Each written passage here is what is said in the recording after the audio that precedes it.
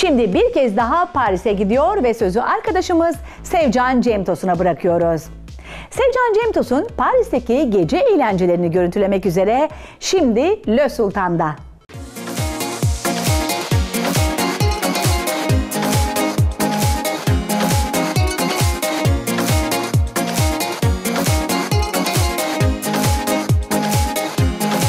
Gurbette daha da önemlidir lezzetli yemeklerimiz ve türkülerimiz.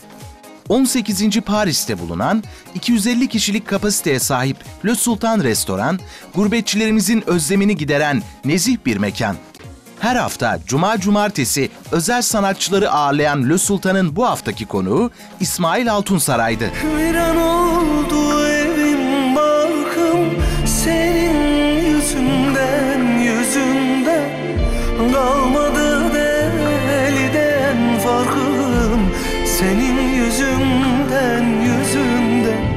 Güzel bir Paris akşamından herkese merhaba sevgili vizyon izleyicileri. Yavaş yavaş ilkbahara da merhaba demeye başladık. Havalar ısındı.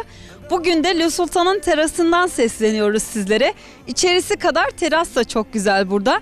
Tabii ki Le Sultan'da organizasyonlar devam ediyor. Bugünkü Le Sultan'ın konuğu ise sözüyle, sazıyla, beyefendiliğiyle ünlü bir sanatçı. Paris'te ilk kez sahne alacak. Kim mi? Le Sultan'ın konuğu İsmail Altunsaray. Hep birlikte izliyoruz.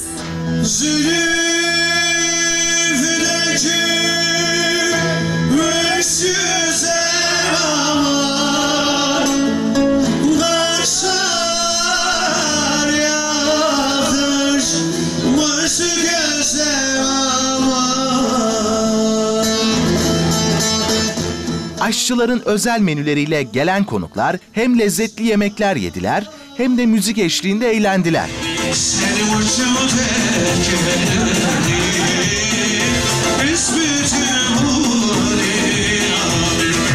Sahne öncesi sanatçımıza mikrofon uzatıyoruz. Sevgili izleyiciler, sözüyle, sazıyla, beyefendili kişiliğiyle ünlü dedik kendisi için. İsmail Altunsaray yanımızda. Sahne öncesi mikrofon uzatıyoruz kendisine. Merhaba. Merhabalar. Hoş geldiniz. Hoş bulduk. Teşekkür ediyorum. Nasılsınız? Teşekkürler. Sizler nasılsınız?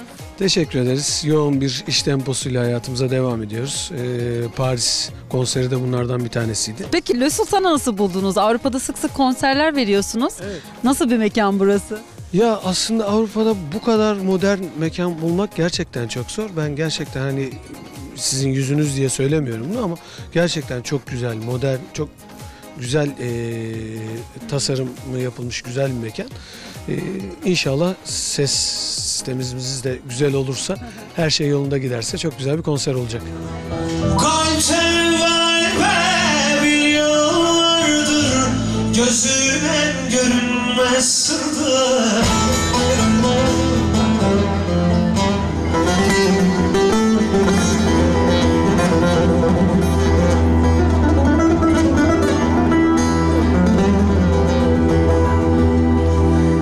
Derdimin ortağı,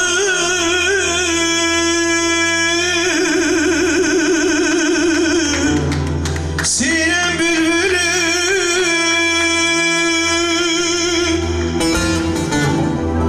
yazlara değmezdim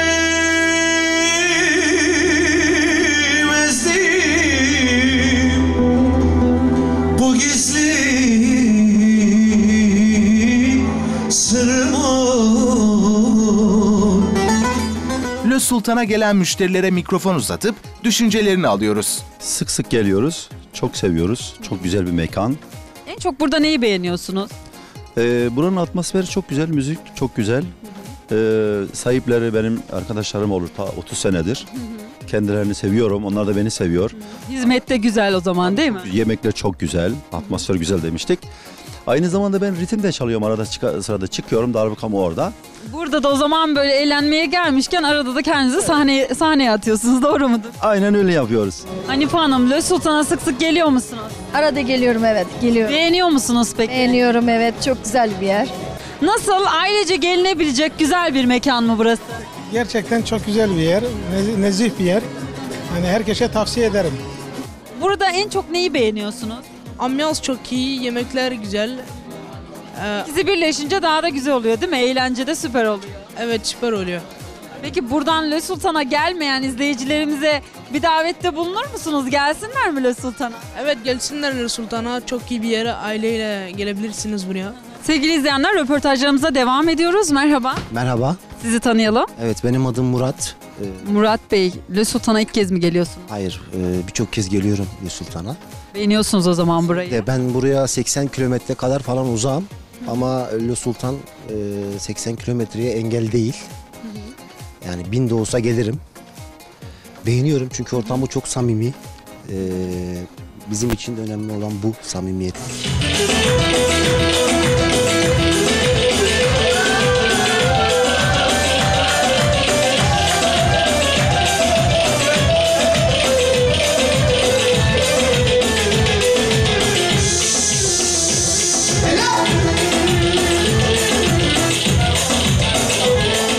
İşletme ortaklarından Erdem Kodaş'tan her zaman olduğu gibi gece sonunda düşüncelerini alıp bir sonraki organizasyonu öğreniyoruz. Sevgili izleyenler, bugün Paris'te hava 22 derece. Biz de Le Sultan'ın terasındayız. Her zamanki gibi Erdem Bey'in yanındayız. Merhabalar.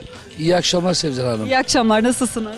Teşekkür ederim. İnşallah siz de iyidirsiniz. Bizler deyiz, teşekkürler. Hele böyle havalar ısınınca, böyle ilkbaharı karşılamaya başlayınca daha da bir iyi olduk. Le Sultan'ın da böyle güzel bir terası var.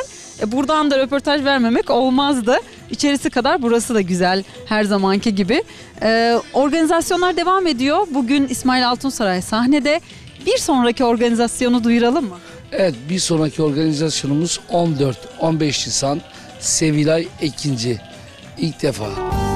Bir gömlek diktirdim koluma, dükmelilere, dükmele. Bir gömlek diktirdim koluma, dükmelilere, dükmele.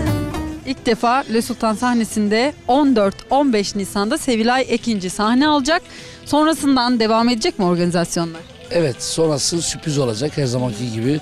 Buradan duyuracağız tek tek o zaman vizyondan.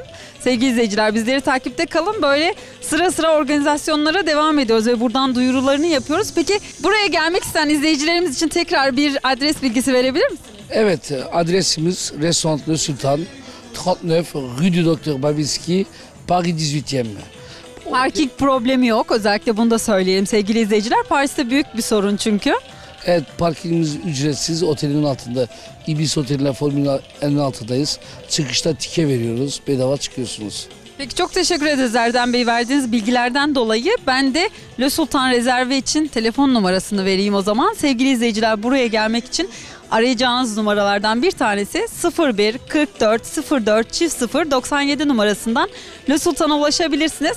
Burada özlediğiniz özgün müzikleri dinlerken nezih mekanda lezzetli yemeklerin tadına bakmanız lazım mutlaka. Hepinizi Le Sultan'a bekliyoruz. Her sevgi zamanla bitermiş derler. Benimki bitmedi, anlayamadım.